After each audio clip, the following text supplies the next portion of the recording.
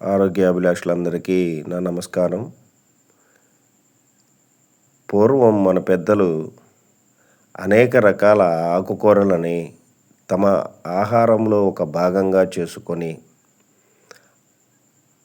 ఎటువంటి వ్యాధిన బారిన పడకుండా 100 ఏళ్ల పైన హాయిగా జీవించారు. కానీ ప్రస్తుత ఈ కాలంలో మనం అనేక వ్యాధుల బారిన, అలాగే వైరస్ల బారిన పడి ఇబ్బంది పడుతున్నాము.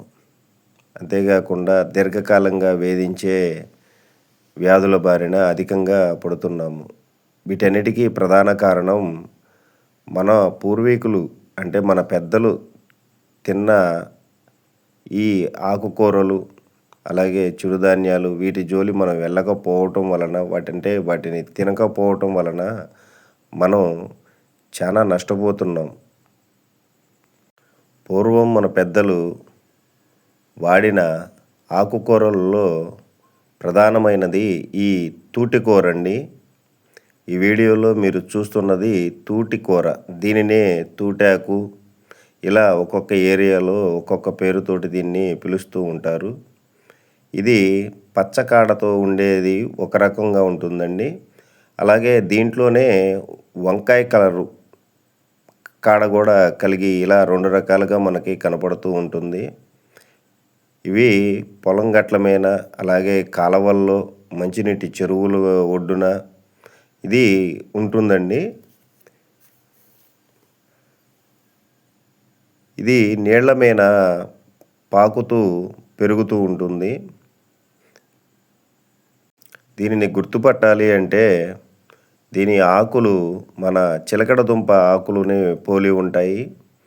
అలాగే దీని పుష్పాలు ఒక మైక్ గొట్టంలాగా కొంచెం తెలుపు, అలాగే వంకాయ కలరు కలిసి ఉంటుందండి. ఇక వీటిలో మనకి vitamin A, vitamin B, vitamin C, అలాగే ఈ మినరల్స్ అంటే వీటిలో అధిక మొత్తంలో విటమిన్లు, అలాగే మినరల్స్ కూడా మన శరీరానికి కావలసినవన్నీ ఇది సమకూరుస్తుంది. దీనిని మనం ఆహారంలో భాగంగా అంటే ఒక పప్పులో కానీ, లేదా ఫ్రై కూరలో కానీ ఇలా ఒక కర్రీలాగా చేసుకొని దీన్ని తీసుకోవటం వలన ఇది రక్త వృద్ధి అంటే విపరీతంగా రక్తం పెరగడానికి ఇది ఒక మంచి మొక్కండి. మలబద్ధకం ఉన్న వాళ్ళకి, అలాగే ఈ ఫ్యాటీ లివర్ ఉన్న వాళ్ళకి ఈ ఆకుకూరని కనీసం 15 రోజులకు ఒకసారి తీసుకున్నా మీ ఫ్యాటీ లివర్ తొలగిపోతుంది. అలాగే ఈ రక్త మొలలు ఉన్న వాళ్ళు ఈ కూరను గనక ఆహారంలో గనక మన భాగంగా చేసుకొని ఒక 15 రోజులకు ఒకసారి అన్న తిన్నట్లయితే ఈ మొలల వ్యాధి నుంచి, ఆ బాధ నుంచి తొందరగా ఉపశమనం దొరుకుతుందండి. అంతేకాకుండా అజీర్తి ఉన్న వాళ్ళకి ఈ ఆకుకూర బాగా ఉపయోగపడుతుంది. ఏళ్ల తరబడి పేగులలో అతుక్కుపోయిన మలాన్ని ఇది తొలగిస్తుంది.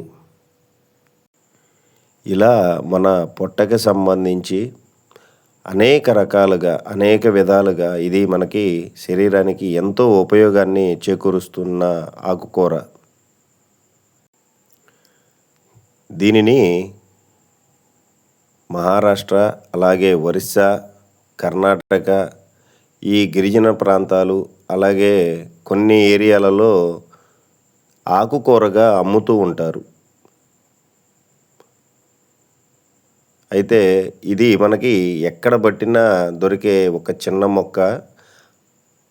దీనిని ఆహారంలో భాగంగా చేసుకుంటే అనేక వ్యాధుల బారిన పడకుండా మన శరీరాన్ని మనం కాపాడుకోవచ్చు. దీనిని సేకరించిన తర్వాత అంటే మీరు కొనుక్కున్నా, లేదు మీరు తెచ్చుకున్నా, ఇది నీళ్ళల్లో ఉండే మొక్క కాబట్టి దీనికి కొంచెం పరాన్నజీవులు ఉండే ప్రమాదం కూడా ఉందండి.